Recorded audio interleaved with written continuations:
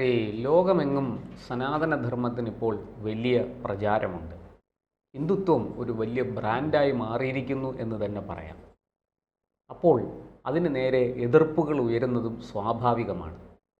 ഇന്നിപ്പോൾ ഈ സനാതനധർമ്മത്തിൻ്റെ ഒരു ജീവിക്കുന്ന ബിംബം എന്ന് തന്നെ പറയാം ക്ഷേത്രങ്ങൾ, സാംസ്കാരിക കേന്ദ്രങ്ങൾ കൂടിയാണ്.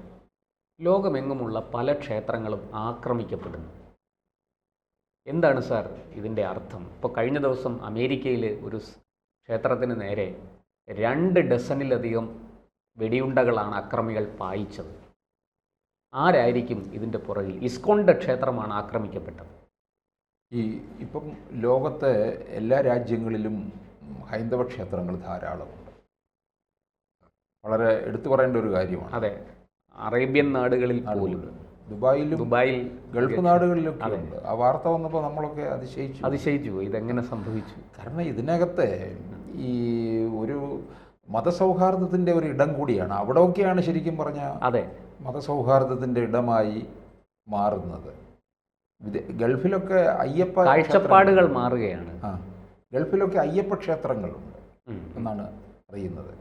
ഇന്ത്യയിലെ വിവിധ ഭാഗങ്ങളിലുണ്ട്. അത് അവിടെ ക്ഷേത്രങ്ങളുടെ നാടാണ്. പിന്നെ അമേരിക്കയിൽ, US-ലൊക്കെ അയ്യപ്പ ക്ഷേത്രങ്ങളുണ്ടല്ലോ. ഉണ്ട്. ന്യൂയോർക്കിലൊക്കെ ഉണ്ട്. വളരെ പഴക്കമുള്ള ക്ഷേത്രങ്ങൾ. അയ്യപ്പ ക്ഷേത്രമുണ്ട്, ഗുരുവായൂരപ്പൻ്റെ ക്ഷേത്രമുണ്ട്. ഇവര് പിന്നെ US-ലാണെന്ന് തോന്നുന്നു അയ്യപ്പ ക്ഷേത്രങ്ങളിൽ. ഇവിടെ ശബരിമല തീർത്ഥാടന കാലത്തെ പോലെ തന്നെ അവിടെയും തീർത്ഥാടന കാലമാണ്. അപ്പോൾ അവിടെ അവർ കെട്ട് നിറച്ച് അവിടെ ചെല്ലും. അവിടെയും അവർ പിന്നെ യുവതികൾക്ക് പ്രവേശം കൊടുത്തിട്ടില്ല 18-ാം പടി ചവിട്ടുന്നതിൽ. ഇത് ഞാൻ വീഡിയോയിൽ കണ്ടതാണ്. അപ്പം അങ്ങനെ അവരെ അത്രത്തോളം ഡെഡിക്കേറ്റഡ് ആണ്. ആ സമയത്ത് തന്നെ, ആ മണ്ഡലകാലത്ത് തന്നെ വ്രതമെടുക്കുക എന്നുള്ളത്. പിന്നെ നമ്മളൊരു കാര്യം കാണേണ്ടത്, നമ്മുടെ ഇവിടെ നിന്നുള്ള ഭഗവത്ഗീതയ്ക്കൊക്കെ ഏറ്റവും കൂടുതൽ പ്രചാരവും അതിൻ്റെ ഇൻ്റർപ്രറ്റേഷൻ ഏറ്റവും കൂടുതൽ വന്നിട്ടുള്ളത് ഏത് ഭാഷയിലാണ്? ഇംഗ്ലീഷിലാണ്. അവരാണ് അതിനെക്കുറിച്ച് പഠിക്കാൻ കൂടുതൽ തയ്യാറായിട്ടുള്ളത്. MT വാസുദേവൻ നായർ 2-ാം ഊഴം എഴുതുന്നതിന് വേണ്ടി മഹാഭാരതത്തിലെ ഭീമനെ കേന്ദ്ര കഥാപാത്രമാക്കിക്കൊണ്ടാണ് എഴുതിയത്. അദ്ദേഹം ഇംഗ്ലീഷിലുള്ള പല ബുക്സും റെഫർ ചെയ്തു എന്നാണ് പറയുന്നത്. സംസ്കൃതത്തിലാണ് മഹാഭാരതം രചിച്ചിരിക്കുന്നത്. ഇംഗ്ലീഷിലുള്ള അതിൻ്റെ ഇംഗ്ലീഷ് തർജ്ജമകൾ, എ ബുക്ക് ഓഫ് ഭീമ എന്ന് പറഞ്ഞ് കണ്ടോ, ഭീമനെക്കുറിച്ചുള്ളൊരു പുസ്തകമുണ്ട്. അതൊക്കെ അദ്ദേഹം റെഫർ ചെയ്തു എന്നാണ് പറയുന്നത്.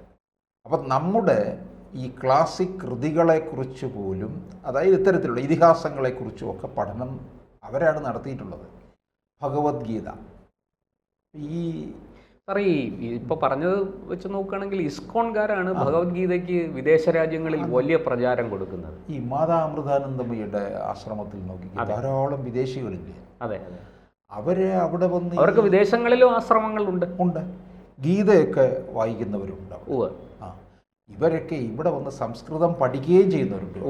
സംസ്കൃതം പഠിച്ച് ആ സംസ്കൃത ഭാഷയിൽ തന്നെ അവർ ഗീത മനസ്സിലാക്കുകയും അതിൻ്റെ സാരാംശം ഉൾക്കൊള്ളുകയും ചെയ്യുന്നുണ്ട്. ഇസ്കോണ് ക്ഷേത്രങ്ങളൊക്കെ ഇന്ത്യയിൽ തന്നെ ധാരാളമുണ്ട്.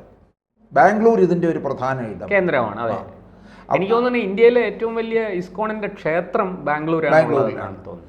അത് വളരെ, നമ്മൾ ആ ബാംഗ്ലൂർ പട്ടണത്തിലൂടെ പോകുമ്പം ആ കുന്നിൽ ഇങ്ങനെ കാണാം ഇസ്കോൺ ക്ഷേത്രം. എന്തുകൊണ്ടാണ് ഈ വിദേശങ്ങളിലെ ഇസ്കോണിൻ്റെ അടക്കമുള്ള ക്ഷേത്രങ്ങൾ ആക്രമിക്കപ്പെടുന്നത്? ഇപ്പോൾ നേരത്തെ കാനഡയിൽ വലിയ തോതിൽ ക്ഷേത്രങ്ങൾ ആക്രമിച്ചിരുന്നു. അത് ഖാലിസ്ഥാൻ തീവ്രവാദികളാണ്. ഇവിടെ ഇപ്പോൾ അമേരിക്കയിൽ സാൻ ഫ്രാൻസിസ്കോയിൽ ഒരു ശ്രീ രാധാകൃഷ്ണ ക്ഷേത്രം, അതിന് നേരെ രാത്രിയിലാണ് വെടിവെപ്പ് ഉണ്ടായത്. 2 ഡസനിലധികം വെടിയുണ്ടകൾ അതിൻ്റെ ചുവരുകളിൽ പതിച്ചു. കമാനങ്ങളൊക്കെ തകർന്നുപോയി. ആ സമയത്ത് അവിടെ നിരവധി ഭക്തന്മാരും പൂജാരിമാരും ഉണ്ടായിരുന്നു. ദൈവാധീനത്തിന് അവർക്കൊന്നും പരിക്കേറ്റില്ല. പക്ഷേ എന്താണ് ഇങ്ങനെ ഈ തുടരെ ഇത്തരം ക്ഷേത്രങ്ങൾ ആക്രമിക്കപ്പെടുന്നത്? ഇപ്പോൾ നമുക്കറിയാം, ആസ്ട്രേലിയയിലാണെങ്കിലും ഒക്കെ ഈ വംശീയമായ വിദ്വേഷം വളരെ ശക്തമാണ്. അതാണോ ഇതിന് കാരണം? അതോ ക്ഷേത്രങ്ങളെ കൃത്യമായിട്ട് ആരെങ്കിലും ടാർഗറ്റ് ചെയ്യുന്നുണ്ടോ? ഇതിനകത്ത് അവരുടെയൊക്കെ വിചാരം ഈ ക്ഷേത്രങ്ങൾ അവിടെ വന്നു എന്ന് വിചാരിച്ച് അവിടെ മതപരിവർത്തനം വല്ലതും നടക്കുമോ എന്നുള്ളതൊക്കെ ഉണ്ടാകാം. അതെ, മിഷണറിമാർക്ക് അത് വലിയ ഭയമുണ്ട്. ഭയം. കാരണം അമേരിക്കയിലൊക്കെ പള്ളികൾ ഒഴിഞ്ഞു കിടക്കുകയാണ്. പള്ളി- എൻ്റെ അറിവിൽ അതെ, അങ്ങനെ ഒരു വാർത്ത വളരെ വലുതാണ്. പള്ളികളിൽ ആരും പോകുന്നില്ല. അതുകൊണ്ട് തന്നെ പള്ളിയിൽ പുരോഹിതനെ വയ്ക്കുന്നില്ല, മറ്റ് ജീവനക്കാരൊന്നുമില്ല. പള്ളി ജസ്റ്റ് ഒന്ന് നോക്കി നടത്താൻ ഒരാൾ. അങ്ങനെ പല പള്ളികളും അവിടെ വിൽക്കാനിട്ടിരിക്കുകയാണ്. കത്തോലിക്ക പള്ളികൾ ഉൾപ്പെടെ വിൽക്കാനിട്ടിരിക്കുകയാണ്. എനിക്ക് നേരിട്ടറിയുന്ന ഒരു സംഗതി പറയാം സാർ. ഈ ഇസ്കോൺകാർ ഒരു പള്ളി വിലയ്ക്ക് വാങ്ങിയിട്ട് അതൊരു ശ്രീകൃഷ്ണ ക്ഷേത്രമായിട്ട് കൺവേർട്ട് ചെയ്തു. അതുപോലെ ആര്യ സമാജം ഒരു പള്ളി വാങ്ങിയിട്ട് അവിടെ ഇപ്പോൾ ഒരു ഗുരുകുലം, വേദിക് ഗുരുകുലം നടക്കുകയാണ്. ഇപ്പോൾ കുട്ടികൾ അവിടെ കൊണ്ടുവന്ന് പഠിപ്പിക്കുന്നുണ്ട്. അപ്പോൾ കുട്ടികൾ വേദം പഠിക്കാനൊക്കെ അവിടെ വരുന്നുണ്ട്. ഈ മന്ത്രങ്ങളൊക്കെ ഉച്ചത്തിൽ ആലപിക്കുകയൊക്കെ ചെയ്യുന്നു. അവിടെ ഉള്ളവർ ക്ഷേത്രങ്ങളിൽ വരുന്നു എന്ന് വിചാരിച്ച് അവരാരും മതപരിവർത്തനത്തിനൊന്നും വരുന്നവരല്ല. അവരങ്ങനൊന്നും ചെയ്യുന്നില്ല. ഇത് പഠിക്കുകയാണ്. അതെ, ഇത് പഠിക്കുന്നതിന് എന്താ തെറ്റ്? സാർ, ഈ റഷ്യ നമുക്കറിയാം, കമ്മ്യൂണിസത്തിന്റെ ഈറ്റില്ല എന്നാണ് റഷ്യയെ കുറിച്ച് പറഞ്ഞുകൊണ്ടിരുന്നത് പണ്ട്. അതൊക്കെ തകർന്ന് കമ്മ്യൂണിസം പോയ വഴിയിൽ ഇപ്പോൾ പുല്ല് കിളിർക്കുന്നില്ല. ഇപ്പോൾ റഷ്യയിൽ ഏറ്റവും കൂടുതൽ വേഗത്തിൽ വളർന്നുകൊണ്ടിരിക്കുന്ന ഒരു മതം എന്ന് തന്നെ പറയാം, അത് ഇസ്കോണാണ്. ഈ ശ്രീകൃഷ്ണ ഭക്തിക്ക് അവിടെ വലിയ ഡിമാൻഡാണ്. ആൺകുട്ടികളും പെൺകുട്ടികളും ചെറുപ്പക്കാരികളും ഇങ്ങനെ കൂട്ടമായിട്ട് കൃഷ്ണ ഭജനയൊക്കെ പാടി ഇങ്ങനെ ഈ പിന്നെ കയ്യിൽ ഈ ചപ്ലാങ്കട്ട എന്ന് പറഞ്ഞൊരു സാധനമുണ്ട്, ഇതൊക്കെ കൊണ്ടിങ്ങനെ അടിച്ച് പാടി, പിന്നെ തമ്പുരുവൊക്കെ മീട്ടി, ഇങ്ങനെ ഈ തോളത്തിടുന്ന ഒരു ചെറിയ വീണ പോലത്തെ ഒരു ഇതുണ്ട്, അതൊക്കെ മീട്ടി, അങ്ങനെ ഈ നാരദ മഹർഷി ഇടുന്ന പോലത്തെ ഒരു ഇതുണ്ടല്ലോ, അദ്ദേഹം കയ്യിൽ കൊണ്ട് കിടക്കുന്ന പോലത്തെ ഒരു വീണയുണ്ടല്ലോ, അതൊക്കെ ആയിട്ട് അവർ ഇങ്ങനെ തെരുവുകൾ തോറും പാടി ഇങ്ങനെ കൃഷ്ണഭക്തി പാടി നടക്കുകയാണ്. അതിൽ ചേരാൻ ആൾക്കാർ ഇങ്ങനെ ഒരുപാട് വരുന്നുണ്ട്. ഈ കൃഷ്ണഭക്തി എന്ന് പറഞ്ഞാൽ കൃഷ്ണ സങ്കല്പം അതൊരു വലിയ സങ്കല്പമാണ്.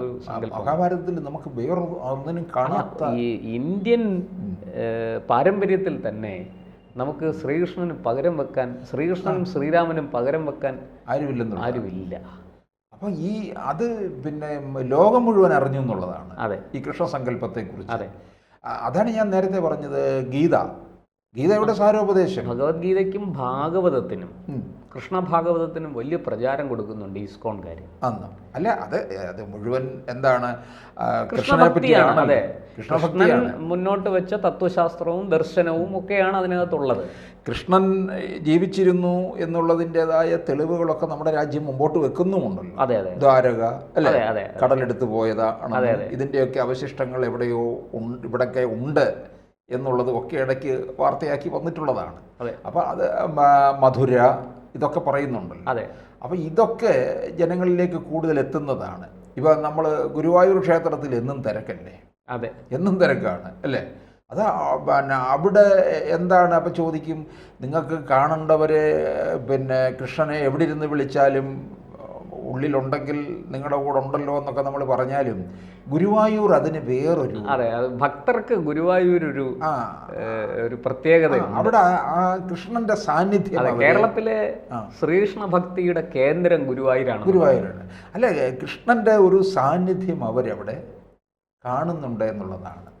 അപ്പം ഇത്തരത്തിലുള്ള തീവ്രവാദികള് ഒരുപക്ഷെ ഇതിൽ ഹാലിളകിയിട്ടാണ്, ഭയം കൊണ്ടാണ് നമ്മുടെ ഇത് നഷ്ടപ്പെടുമോ എന്നുള്ള ഇതൊക്കെയാണ്. ഇപ്പം ഞാൻ ചോദിച്ചോളട്ടെ, നമ്മൾ എരുമേലിയിൽ ചെന്ന് നോക്കിക്കഴിഞ്ഞാൽ അയ്യപ്പ ക്ഷേത്രത്തിൽ കയറിയിട്ട് വാവരുടെ ക്ഷേത്രത്തിലോട്ട് പള്ളിയിൽ അയ്യപ്പൻ്റെ സുഹൃത്താണ്. അവിടെ അയ്യപ്പൻ്റെ ക്ഷേത്രത്തിൽ എത്ര കാണിക്ക ഇടുന്നുണ്ടോ അത്രയും കാണിക്ക അവിടെ വാവർക്കും സമർപ്പിക്കും, കൊടുക്കുന്നുണ്ട്. അപ്പോൾ ഒരേപോലെയല്ലേ കാണുന്നത്? അത് സമഭാവന. ഭക്തർക്ക് അയ്യപ്പനെയും വാവരെയും തമ്മിലൊന്നും വ്യത്യാസമൊന്നും അവർ കാണുന്നില്ല. സമഭാവനയുടെ, സമത്വത്തിന്റെ ഒരു സന്ദേശമാണ് അവിടെ കൊടുക്കുന്നത്. ഇവർക്കിവിടെ ഇതിന്റെ ഒരു ഭയപ്പാടാണ് ഉണ്ടായിരിക്കുന്നത്. ഈ ഭയമാണ് ഇത്തരത്തിലുള്ള കുൽസിത പ്രവൃത്തികൾക്ക് അവരെ പ്രേരിപ്പിക്കുന്നത്.